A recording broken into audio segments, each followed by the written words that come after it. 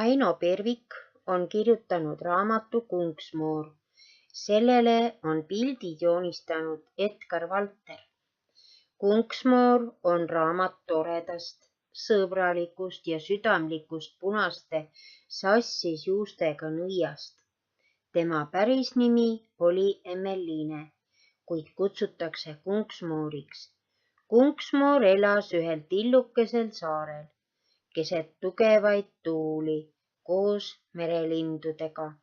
Ta oli sellel saarel eluaeg elanud. Ta sõi mustikaid, kipuvitsamarju ja kui viitsis ja tuju tuli, siis püüdis mõne kala ka.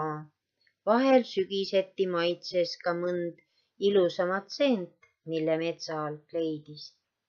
Kunksmoor oli pikk ja väga kõhn vanaait, kelle peamine tegevus oli hädaliste päästmine ja ravimine. Selleks kasutas ta koldel keedetud, oma korjatud taimedest valmistatud teesid.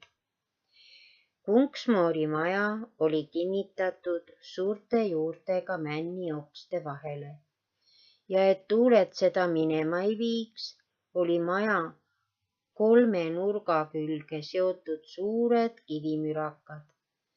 4. külge oli seotud mingi vanaaegne ilustustega ankur, aga hirmsad sügistormid tõstsid majakese kõigele vaatamata ikka kõrgele õhku, aga kivid ja ankur kandsid majakese samale kohale tagasi.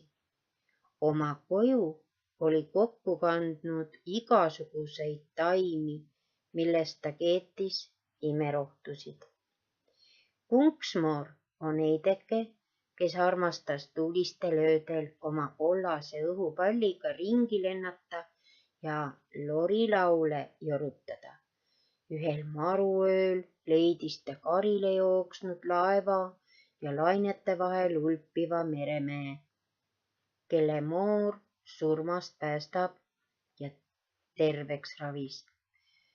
Aja möödudes meremees Kunksmoori juures on jälle tagasi ja palub aidata välja väänatud jalaga kapten Trummi. Trumm oli Kunksmoorile väga tänulik ja kutsus teda kaubamajja, et kingitust osta. Nii kinkiski Trumm Moorile uhke kübara. Sellest sattus Kunksmoor hoogu ja lasi osta endale kootte ja muud pudipadi.